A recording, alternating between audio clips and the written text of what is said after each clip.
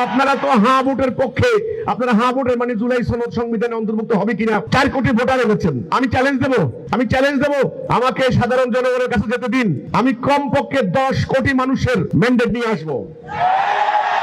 10 কোটি মানুষের ম্যান্ডেট নিয়ে আসবো।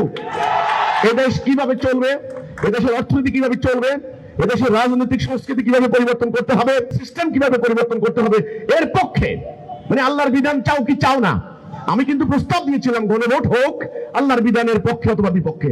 জনগণ কি ভাববে, আমি চ্যালেঞ্জ দেবো যদি আমাকে কথা বলতে দেওয়া হয়, আমার বাক স্বাধীনতা এক্সারসাইজ করতে দেওয়া হয়, যেটা অন্যদেরকে দেওয়া হয়েছে, আমি 10 কোটি ভোটারের সমর্থন নিয়ে আসবো ইনশাল্লাহ। এটা আমার আত্মবিশ্বাস আছে। এজন্য আজকের এই অনুষ্ঠান থেকে আমি এই দাবিটা করতে চাচ্ছি যে আপনারা তো কথা বলেছেন, আপনারা অনেক টাকা খরচ করেছেন, আমি এত টাকা আমার নাই, এত টাকা খরচ করতে পারবো না, কিন্তু আমার কর্মীরা তাদের নিজেদের পকেটে টাকা খরচ করে, নিজেদের কষ্টার্জিত অর্থ ব্যয় করে তারা জাতির কল্যাণে, মানবতার কল্যাণে আমরা এই ভূমিকা রাখতে চাই। আমাদেরকে এই ভূমিকা রাখার সুযোগ সরকার আশা করে দেবেন।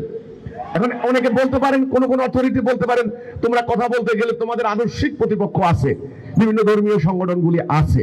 তো আমরা বলছি যে আপনারা নির্বাচনের আগে বিভিন্ন দলেরও এই ধরনের কিন্তু দলের মিটিং টিটিং করার ক্ষেত্রে বাধা দিত প্রতিপক্ষ, আপনারা কিন্তু তাদের নিরাপত্তা নিশ্চিত করেছেন। তো কাজেই আমার ক্ষেত্রে কিন্তু এই কথা চলবে না।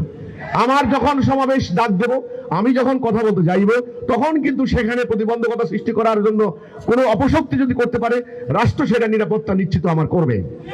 কারণ রাষ্ট্র নিশ্চিত নিরাপত্তা দিবে বলেই তো আমি রাষ্ট্রের আনুগত্য করব, রাষ্ট্রকে আমি ট্যাক্স দেব, রাষ্ট্রকে আমি সহযোগিতা করব, রাষ্ট্রকে উন্নতি ও অগ্রগতির জন্য আমার সমস্ত কর্মী সবাই মিলে কাজ করবে।